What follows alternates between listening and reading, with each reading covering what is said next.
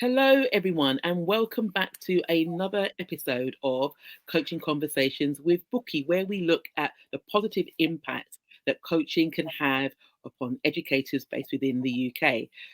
In this episode, I'm delighted to welcome Jean Ramsey. Hi, Jean. Thank you for joining me today. Good morning, Bukky. It's my entire pleasure to be here. Thank you very much for inviting me. So thank you, thank you. So before we actually start off with the questions, would you like to introduce yourself to the audience, please, and share a little bit about what you do with regards to coaching? Okay. So I'm a retired head of creative arts, but my passion is coaching in all shapes and forms. And I am passionate about getting coaching into schools for everybody, especially for the young people, because it really helps them to get from where they are to where they'd rather be in a very supportive way.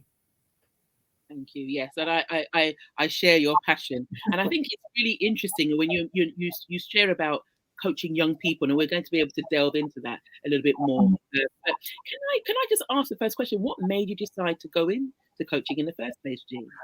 Well, I was thinking about that, and I think that coaching found me actually, All right. because in 2005 I had a classic burnout.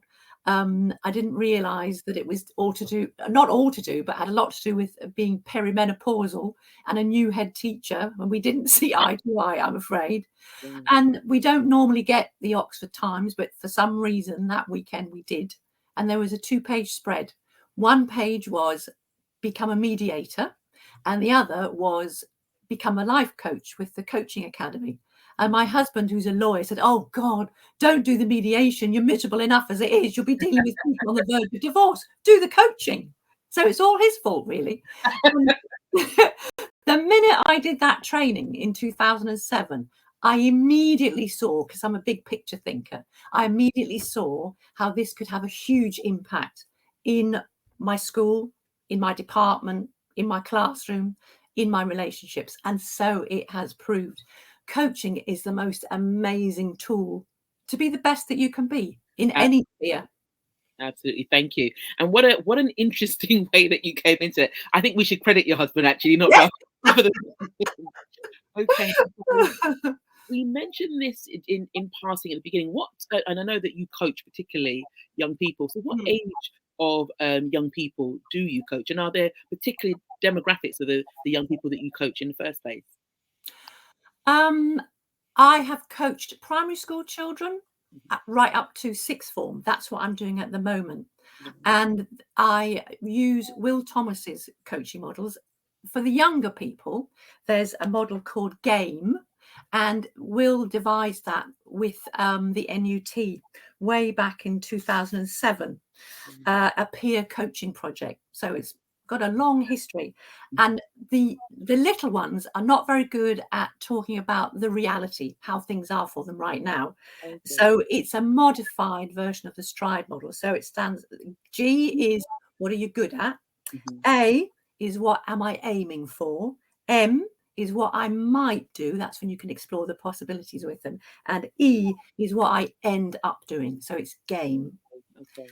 And I use the stride model with the older young people. But I'm trying to make it more dialogic, actually, and weave in Jim Knight's 7 principles. Okay. So for our audience members who are not familiar with Jim Knight's 7 principles, would you be able to share a little bit more about that, please? Certainly. He explains it in his The Definitive Guide to Instructional Coaching. And he says, don't buy anything else because the learning develops. So you want the definitive guide. And he says that it's for, I love this, mutually humanizing learning conversations. Isn't that beautiful? That's really powerful. Yeah. Mutually humanizing learning conversations. And the principles are: number one, equality. It's an equal power relationship. Mm, Number two, the young person or the teacher makes the decision about what the goal is or what you're going to discuss. yeah. You give them a voice and they feel that they're heard and that their opinion matters. Mm, Number four, it's a dialogue and it's a meeting of minds, and meaning flows back and forth. And that is so powerful. I've learned just as much from my young people as they've learned from me. It's reflective, and it's real learning in real life. And number 7, it's a reciprocal conversation. And this ties in with his impact cycle as well, which is just like 3 circles. You identify the issue, you learn about it, and then you improve. And that's a coaching conversation. Yes. In Yes. 3 moves. Yes. And how powerful, though. I love the fact that you've got the modification of the model depending on the age of the young person Yes. you're actually talking to. But actually, it's about empowerment. It's about Indeed. conversation and them taking ownership, as we say, with regards to coaching of the solutions and the way forward as well. And when you're working with young people, you need to bear in mind that they don't have as much agency as an adult. Very often when I was coaching a Key Stage 3 and Key Stage 4, family issues would be on the table. And often it was the compound family, new partnership with mum or dad. And then they suddenly have to bring into their life the new person's children. And they may not like them. They may have to share a room with them. But they don't have the agency to just up sticks and go. So that's something that we really need to bear in mind, that they don't have as much agency as an adult. Okay. They have to play the long game. Right, I see. Okay. So it's about strategies in place that they actually will use to help them reach their longer term goals. Is that what you mean in that regard? Okay. Exactly. Right. Okay. That's very interesting. Okay. Thank you for sharing that. So with regards to the different, you mentioned about the range of young people you actually coach.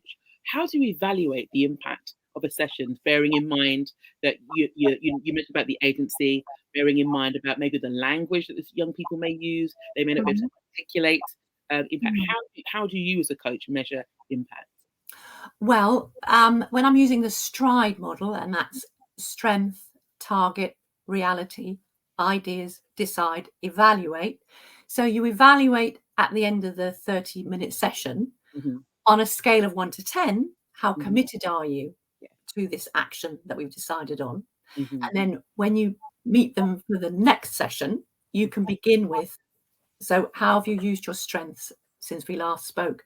And we can then refer back. So to look at the action that they said they were going to, or actions, maybe it's more than one, and see how they've managed to implement it. And, not to beat themselves up if they haven't achieved it, even if they've just moved a tiny step towards that. That's cool.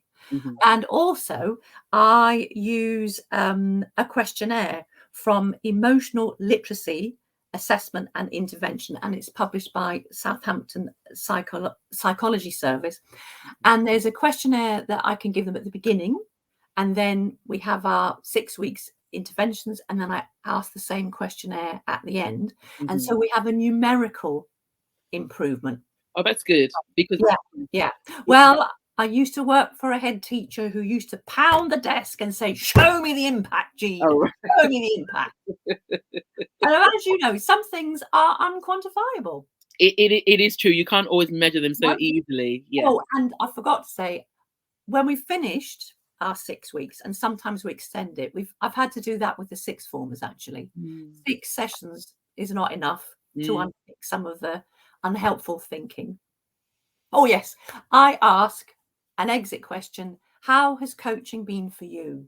And I, with their permission, I write down verbatim what they say. And it's so humbling. So I have a lovely combination of qualitative and quantitative data to show the impact of the coaching. Oh, that's lovely. That is really, really good. I forgot to ask you, Jean. So if a young person were to receive, the young people that receive coaching, is there a particular criteria in which they have to meet in order to be able to receive coaching from you? It's the way my school works is there's like a triage, if you like. The young people know who they can go to when they're feeling in difficulties, and it's based on year group hubs. And then the specially trained teaching assistants will decide, with the young people's permission, whether they should see the school nurse or the school counsellor, or come and have some coaching. Oh, right. So there's a variety of ways in which they can receive support. Yeah. Oh, well, I can give you an example. I was in school coaching the sixth formers on Tuesday, and I was in the office when I overheard the person who supports the head of sixth form. Somebody had self-harmed that very break time with some scissors, and the only safeguarding officer she could get hold of was the head teacher himself. And he said he'd be over in about half an hour, and I happened to have some free time, so I said, would you like me to speak to? And we had a really good connection. And she would like some coaching. So that was just, I happened to be in the right place at the right time. And I have had some experience of working with, actually, it's more correct to say self-injury than self-harm. Okay. Thank you for noting that. And wow. Okay. So I can see, okay, that's various ways. Okay. So, Jean, I wish we could actually spend more time, but for people who are interested in learning more about the work that you do with regards to coaching young people, where could they find more information about this? Well, I have a very beginning website. I used to have one that I was terrified of, but this is one that I've been building slowly with a fantastic tech lady, and it's coachingforschools.com. coachingforschools.com. Right, and I have a Facebook group which is for anybody and everybody, but I'm especially interested in supporting early career teachers, and that's called the Jolly Staff Room. Yeah, thank you. Always ready for a chat. Brilliant. And on Twitter and LinkedIn as well. Yeah, fantastic. I was just about to say, if you're keen to find out more about what Jean does, and I would strongly recommend you do, you can check her out, Jean Ramsey, on LinkedIn, or using her Twitter handle, which is, you can see, at J Ramsey Coaching. Jean, thank you so much for sharing more about coaching conversations and for sharing some of the work that you do with young people. I appreciate you coming on today. And thank you everyone who's actually watching this episode for joining in. Please make sure you tune in for more coaching conversations with Bukky. Thank you so much, Bukky. It's been an absolute pleasure. You've got to spread the word. Hope Definitely. on a method. Hope on a method. Thank you so much, Jean. Take care, everyone. Bye.